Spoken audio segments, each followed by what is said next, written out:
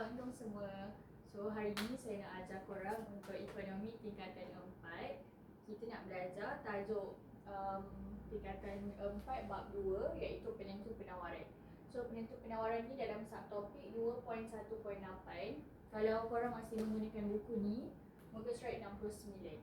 Okay, so korang boleh buka muka surat 69. So saya akan ajar korang macam mana nak faham penentu penawaran. Okay. So, penentu penawaran ni ialah apa yang menentukan penawaran tu berlaku. So, penawaran tu ialah production. Penawaran tu ialah apa produk yang firma tu nak keluarkan. Okay, penawaran tu biasanya berkait dengan firma. Kalau permintaan, kita yang nak minta apa, kita yang nak beli. Tapi kalau penawaran, apa yang firma tu nak keluarkan. Barang apa yang firma tu nak hasilkan. Okay. So penentu penawaran dekat muka surat 69. Kalau masih menggunakan buku ni, muka surat 69. Okay. So penentu penawaran maksudnya penentu ialah apa yang menyebabkan penawaran tu berlaku. Maksudnya apa yang menyebabkan firma nak jual barang. Apa yang menyebabkan firma nak hasilkan produk tu. Okay. So ada dua bahagian juga, macam penentu permintaan juga.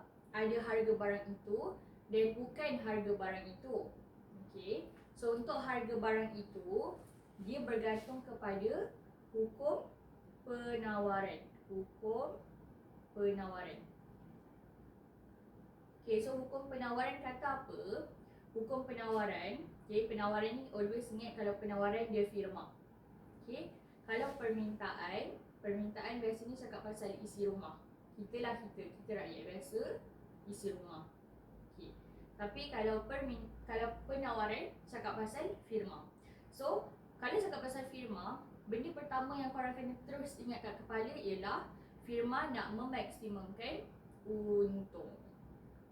Okay?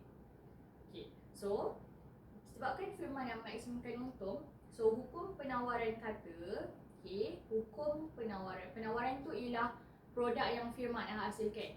Okay, so hukum penawaran kata apabila harga barang naik, okay, quantity supply, okay, ini stand for quantity supply. Maksudnya quantity ditawar.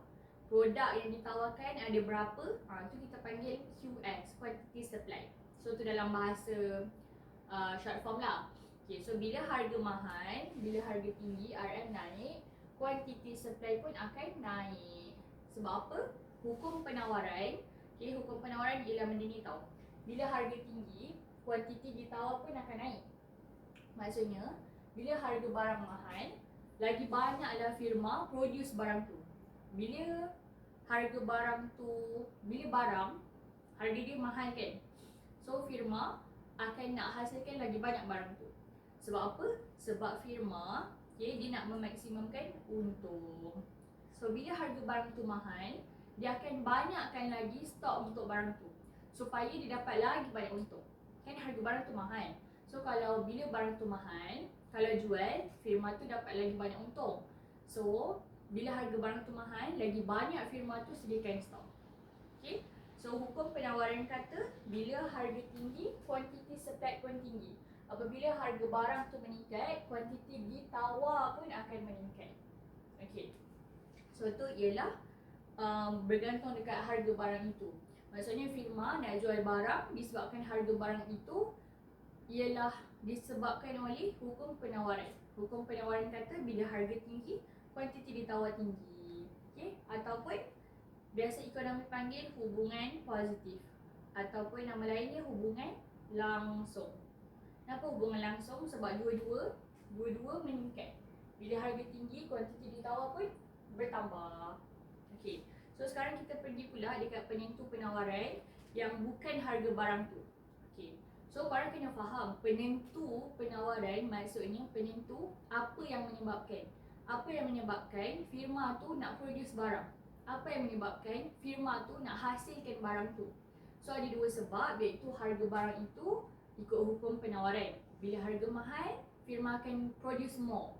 Tapi kita sekarang nak tengok bukan harga barang itu. Okay, sekarang kita nak tengok penentu penawaran. Penentu penawaran Okay. SS ni stand for penawaran, supply. Penentu penawaran bukan harga barang itu. Maksudnya firma nak hasilkan barang tu bukan sebab harga barang tu mahal. Kan biasanya firma hasilkan barang lagi banyak bila barang tu mahal. Hukum penawaran kata bila harga barang tu mahal, penawaran semakin banyak. Tapi sekarang ni bukan sebabkan harga barang tu mahal, tapi disebabkan sebab-sebab lain. Okay. So sekarang kita nak tengok apa sebab-sebab lain tu. Apa yang menyebabkan firma nak tambah stok barang dia, tapi bukan sebab harga barang tu, sebab-sebab lain. So penentu bukan harga ni ialah sebab-sebab lain yang menyebabkan firma nak produce barang. Okay, yang pertama sebab dia ialah harga faktor pengeluaran. Harga faktor pengeluaran. Okay. So faktor pengeluaran ni apa? Korang dah belajar dekat bab 1 form 4. Awal-awal lagi mesti first class, cikgu korang dah cakap dah. Faktor pengeluaran ada 4. Okay, faktor pengeluaran ni ataupun nama lain ni ialah sumber ekonomi ada 4, iaitu tanah, buruh, modal dan usahawan. Okay. So faktor pengeluaran ada 4, iaitu tanah, buruh, modal dan usahawan. Okay, 4 benda ni memang wajib ada dalam kepala. Tak kisahlah korang form 4 baru masuk ke, form 5 dan XPM ke, memang 4 benda ni kalau korang ekonomi memang wajib benda tu memang dah dalam kepala dah. Okay, tanah, buruh, modal, usahawan ialah faktor pengeluaran ataupun nama lain dia ialah sumber ekonomi. Okay, so faktor pengeluaran ni dia ada dia punya ni kan, dia punya apa orang panggil ganjaran. So tanah akan dapat sewa, buruh akan dapat upah, modal akan dapat faedah, and then usahawan akan dapat untung. Alright. So ni ialah harga faktor pengeluaran. Ganjaran ni sewa, upah, faedah dan untung ialah harga untuk faktor pengeluaran. Okay. Apa ganjaran untuk faktor pengeluaran? Okay, so harga faktor pengeluaran yang dimaksudkan kat sini ialah firma dia akan ada faktor pengeluaran. Okay, firma kalau dia nak hasilkan barang, kan sekarang tajuk penawaran kan. So kalau firma nak hasilkan barang, dia akan ada kos pengeluaran. So kos pengeluaran bergantung dekat harga faktor pengeluaran. So harga faktor pengeluaran pula bergantung dekat 4 benda ni, tanah, buruh, modal, usahawan. So ganjaran untuk tanah, buruh, modal, usahawan ialah tanah ganjaran sewa. Okay.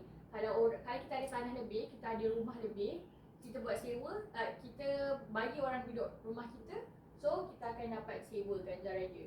Dan buruh, kalau kita bekerja, kita akan dapat gaji, so upah. Gaji ialah upah. And then modal, kalau kita ada modal, kita bagi orang pinjam, modal boleh jadi dari segi duit, boleh jadi dari segi barang, mesin. Okay? So modal, kalau kita pinjamkan modal kita, orang guna, kita akan dapat faedah. And then usahawan, kalau kita sebagai pengusaha, kita gabungkan tenaga kita usahawan yang nak ambil risiko dan kreatif dan inovatif, tu ialah ayat dia kan, dekat bab 1 kan. So kita akan dapat untung. Okay, so cerita dia harga faktor pengeluaran ni ialah kos yang firma tu kena incur kalau dia nak hasilkan produk. Okay, kalau kita nak buat produk, mestilah kita kena ada faktor pengeluaran. Mestilah kita kena ada staff, kita kena ada mesin, kita kena bayar sewa kilang. Okay. So cerita dia kalau firma, okay, dia nak hasilkan pengeluaran kan. Okay. Untuk hasilkan apa-apa pengeluaran, firma akan perlukan, untuk firma hasilkan produk, firma akan perlukan kilang. So kilang dia kena bayar sewa kilang. And then dalam kilang, kalau kilang sahaja pun tak berguna. So kena ada buruh. So kalau buruh, kena bayar upah buruh. Dia kena bayar upah buruh.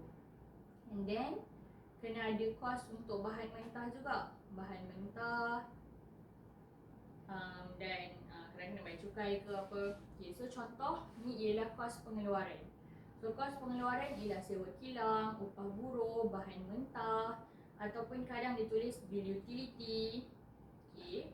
So utility tu ialah bilik elektrik. Okay. So kos pengeluaran.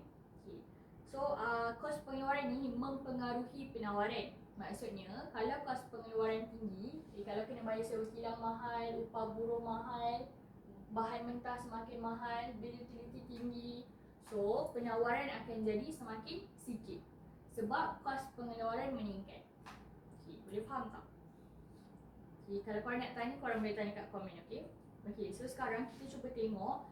Katakanlah, biasanya soalan untuk objektif ke?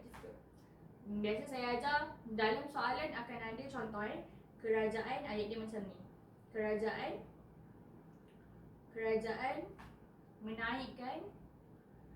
menaikkan gaji minimum. Naikkan gaji minimum buruh dari 1,500 kepada 1,700. Ni biasalah contoh soalan.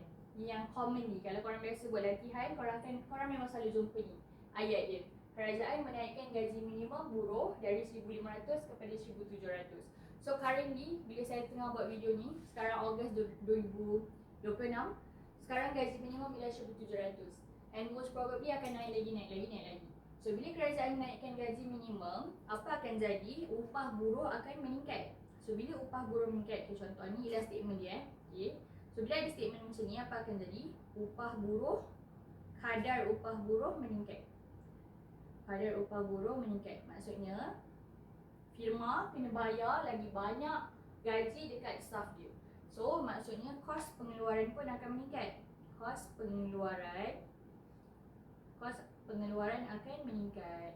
So bila kos pengeluaran meningkat, firma tu kena bayar lagi banyak benda sebab gaji buruh tinggi.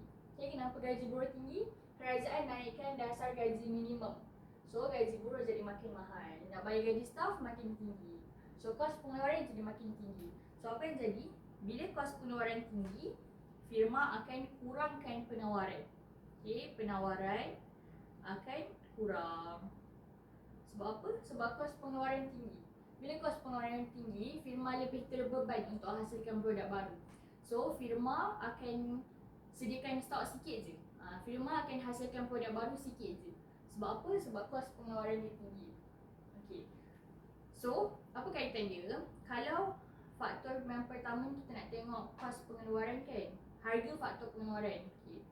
So, yang pertama penentu ialah harga faktor pengeluaran. So, kalau harga faktor pengeluaran, ingat ada 4 tu.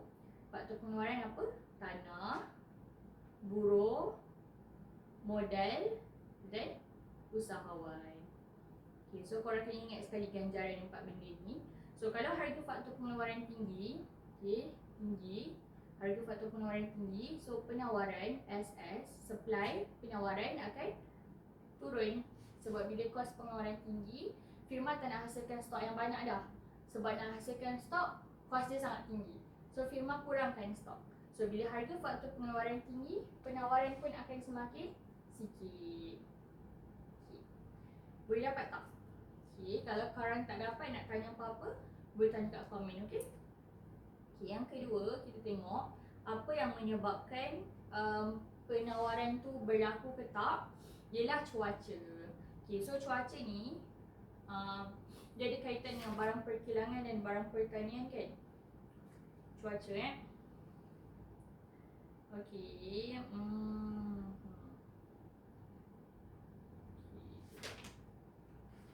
Okay, so cuaca ni kan, contoh ni kalau cuaca terlalu panas.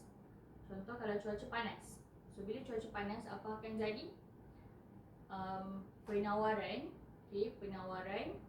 strawberry dekat Cameron Highland akan berkurang. Sebab apa? Okay, contoh Malaysia punya cuaca semakin lama semakin panas. So bila cuaca semakin panas, kalau nak hasilkan barang-barang pertanian macam buah strawberry lah contoh. Okay, buah strawberry kan perlukan environment yang sejuk. So kalau cuaca panas, nanti penawaran buah strawberry akan semakin sikit. Sebab strawberry perlu dihasilkan pada tempat yang sejuk. Tapi bila Malaysia semakin panas, so Cameron Highland punya suhu pun semakin meningkat. So penawaran strawberry akan jadi semakin sikit. So dia bergantung dekat cuaca lah. Okay, and then kalau cuaca okay, kalau contoh kat sini, Kalau cuaca hujan lebat sangat pun, kalau hujan ada banyak musim hujan, so nanti penawaran untuk sayur-sayuran pun akan berkurang. Sayur akan berkurang. Sebab apa? Sebab sayur untuk dia grow, kita kena bergantung dekat matahari juga kan. Matahari, and then kena bagi baja, kena siram dengan air juga. Tapi kalau keep on hujan ataupun banjir sangat, so kita tak dapatlah sayur yang banyak. So cuaca ni bergantung dekat keadaan semula jadi lah. Okay? Okay. So cuaca ni korang jangan tersilap dengan musim. Kalau musim dekat penentu permintaan. Okay, kalau musim tu macam musim sekolah, musim persekolahan, musim raya ataupun musim awal persekolahan. Yang musim ni, okay, musim raya atau musim sekolah ni, orang hanya tengok dekat permintaan. Kalau dekat permintaan, kalau musim raya, so permintaan terhadap baju raya akan meningkat. Kalau musim awal persekolahan, so permintaan terhadap baju sekolah baru, beg sekolah baru, company macam canggih dengan kaunselor, permintaan dia akan meningkat. Tu musim. Musim ni ikut season. Season tu macam musim raya, musim puasa, musim masuk sekolah. Tapi kalau cuaca ialah benda yang semula jadi. Okay, panas. Kalau panas, penawaran strawberry berkurang. Kalau hujan je, penawaran sayur berkurang. Okay, so beza dia kalau dekat penawaran, cerita pasal cuaca, benda yang semula jadi. Tapi kalau dekat permintaan, cerita pasal musim. Musim. Okay. So beza dia kalau dekat penawaran, sekarang kita tengok penawaran cuaca. Tapi ada video lain saya buat pasal penentu permintaan, dia cakap pasal musim. Okay, next. Apa yang menyebabkan penawaran berlaku selain daripada harga barang itu? Okay, yang ketiga ialah teknologi. Okay, ni memang senang je. Biasanya dalam soalan objektif MCQ, saya selalu cakap kat student saya, kalau benda tu ada perkataan teknologi, maksudnya dia mesti berkaitan dengan penawaran. Okay, and then kalau dalam essay pun, kalau perkataan teknologi, so maksudnya korang kena lukis kelok penawaran. Biasanya macam tu lah. Nampak je perkataan teknologi, okay, ni refer kepada penawaran. Alright, so teknologi ni apa? Okay, teknologi ni akan mempengaruhi penawaran. So kalau kita guna teknologi yang tinggi, so apa akan jadi? Penawaran akan semakin banyak sebab productivity akan meningkat. Okay, so contohnya macam ni. Cuba bayangkan,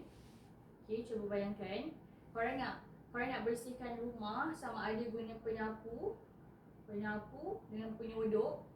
Korang sendiri yang kena sapu dan korang sendiri yang kena guna penyodok, ataupun kalau korang guna vacuum. Ibaratnya macam tu lah contohnya.